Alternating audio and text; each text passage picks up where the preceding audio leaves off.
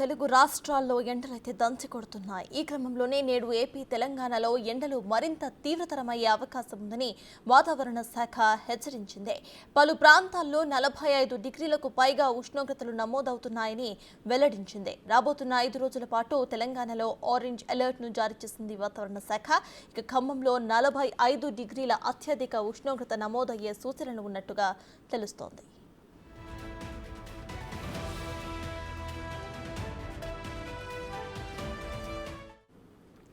ఇక విషయంపై పూర్తి డీటెయిల్స్ ను మా ప్రతినిధి రాజు అందిస్తారు. రాజు, ఓవర్ టు యు.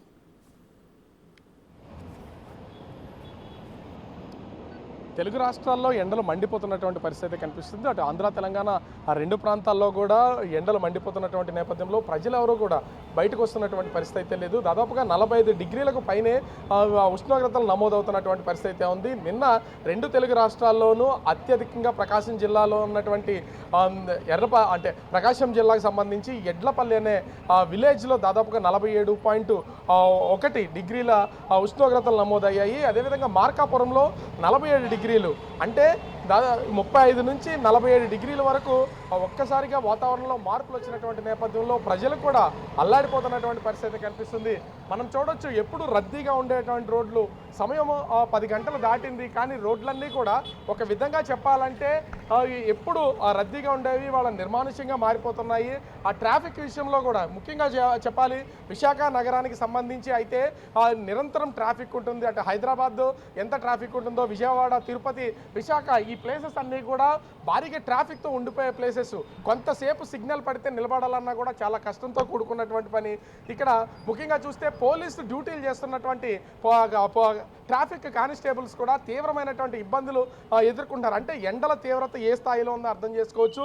ఇదే కాదు, అంటే ఇప్పటి నుంచి దాదాపుగా అటు తెలంగాణలో రానున్న 5 రోజులు, ఆంధ్రాలో రానున్న 4 రోజులు కూడా ఎండల తీవ్రత ఇదే విధంగా ఉంటుందని వాతావరణ శాఖ హెచ్చరించినటువంటి పరిస్థితి అయితే కనిపిస్తుంది. ముఖ్యంగా ఆంధ్రప్రదేశ్కి సంబంధించి అటు పార్వతీపురం, విజయనగరం, శ్రీకాకుళం జిల్లాల్లో దాదాపుగా 45 డిగ్రీలకు పైనే ఉష్ణోగ్రతలు నమోదవడంతో పాటుగా తీవ్రమైనటువంటి వడగాలులు వీచే అవకాశం ఉందని ఇప్పటికే వాతావరణ కేంద్రం అయితే తెలియజేసింది. మొత్తము ఏపీ వ్యాప్తంగా చూస్తే 28 మండలాల్లో అతి తీవ్రమైనటువంటి వడగాలులు వీస్తాయి. దాదాపుగా 156 మండలాల్లో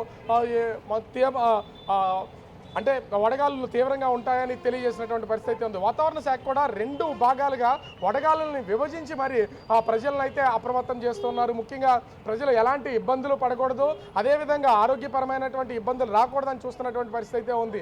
ఈ ఎండ తీవ్రతకి ప్రజలు బయటకు వస్తున్నటువంటి పరిస్థితులు అయితే లేవు. ఎందుకంటే ఉదయం నుంచే, అంటే వాళ్ళ ఆఫీసులకు వెళ్ళాలన్నా, దూర ప్రాంతాలకి ప్రయాణం చేయాలన్నా కూడా ఇంచుమించుగా ఉదయం 6 గంటల నుంచి వాళ్ళ ప్రయాణాలు అయితే స్టార్ట్ చేస్తున్నటువంటి పరిస్థితి అయితే ఉంది. ఇక్కడ ఎండలో మనం చూస్తున్నాం కదా, ట్రాఫిక్ కానిస్టేబుల్ డ్యూటీ చేస్తున్నారు. ఏ స్టైలిష్ గా ఇలా స్పెట్స్ పెట్టుకుని ఇట్లా ఏంటి మీ సిపిఎం అని ఇచ్చారా, పోలీసులు అని ఇచ్చారా? కమిషనర్ గారు ఇచ్చారండి, పోలీస్ కమిషనర్ గారు. వాటర్ బాటిల్, కచ్చీపు, కూలింగ్ గ్లాసు అంత ట్రాఫిక్ పోలీసులు అందరికీ ఇచ్చారు. మా హోంగార్డులు కూడా ఆయన ప్రత్యేకంగా హోంగార్డులకు ఇవ్వమండి అని ఫస్ట్ ఆఫ్ ఆల్ హోంగార్డులకి ప్రిఫరెన్స్ ఇచ్చారు ఈ కొత్త కమిషనర్ గారు. మేము హోంగార్డులు అందరం కూడా కమిషనర్ గారికి హృదయపూర్వకంగా నమస్కారం చెప్పుకుంటున్నాం. అంటే మొత్తాన్ని చూడొచ్చు, ఎండల తీవ్రత ఈ స్థాయిలో ఉన్నటువంటి నేపథ్యంలో విశాఖ పోలీసులు కూడా పోలీసులు కావాల్సినటువంటి ఫెసిలిటీస్ ఇస్తున్నటువంటి పరిస్థితి ఉంది. మొత్తంగా చూస్తే ఆంధ్ర, తెలంగాణలో ఎండలు అయితే మండిపోతున్నటువంటి పరిస్థితి కనిపిస్తుంది. సత్తాస్. Right, thank you Raju.